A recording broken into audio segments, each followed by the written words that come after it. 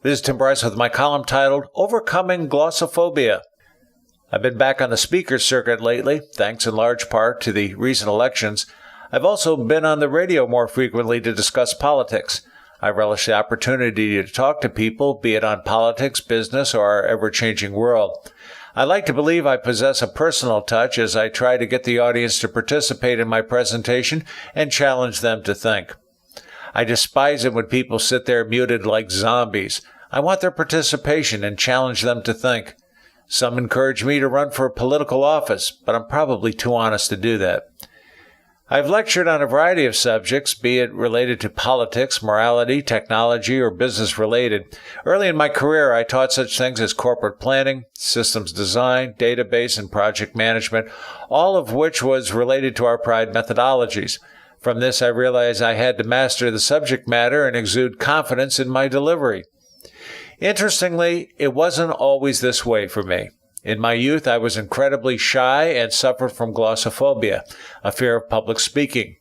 The idea of speaking in front of a group of people was loathsome to me. If I knew I had to speak in front of the class the next day, I would be awake all night worrying about what I was going to say. I didn't get much help from my friends and teachers, so I basically had to figure it out for myself. As a freshman in college, I knew it was time to face my fear, so I took an early morning class in public speaking. The professor was a patient man, and we hit it off from the start. As students, we were asked to give a series of 3-minute speeches on different subjects, then 5 minutes, and then 15. I prepared my talks with meticulous detail, but then I discovered something. If I truly master the subject matter at hand, there shouldn't be any reason for me to be afraid. After all, I figured, I knew the subject matter better than anyone else in the room, so what was there to be afraid of? Poof! The spell was broken, as I learned to speak matter-of-factly with conviction. From then on, I went from defense to offense.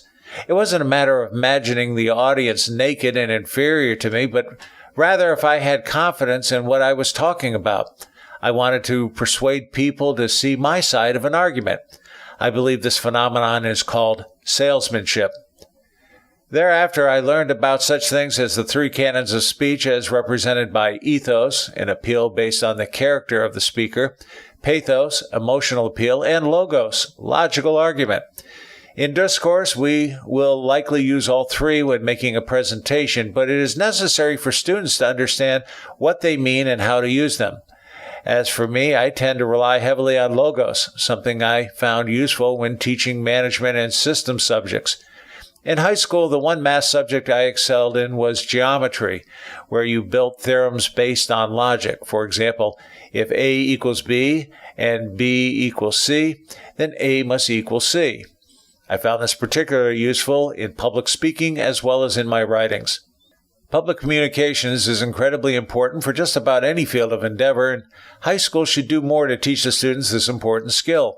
Personally, I would like to see students stand on a soapbox and give a 5-minute speech to classmates passing by at lunchtime. This would help them overcome their fear of speaking and give them the confidence to argue a point. They will need such resiliency throughout their adult life. Speaking from experience, as a young man, I was scared to death initially, but thank God I learned to overcome my fear as it allowed me to become more sociable and productive both in college and the workforce. I only hope my experience will help encourage young people suffering from glossophobia to overcome their fear. I knew I had conquered mine the moment I realized I actually relish being in front of an audience instead of behind it. By the way, I finished my college career with a degree in communications, specializing in speech and rhetorical thought. Who'd have thunk it? Friends, keep the faith. This is Tim Bryce in Palm Harbor, Florida. Follow me on the internet at timbryce.com.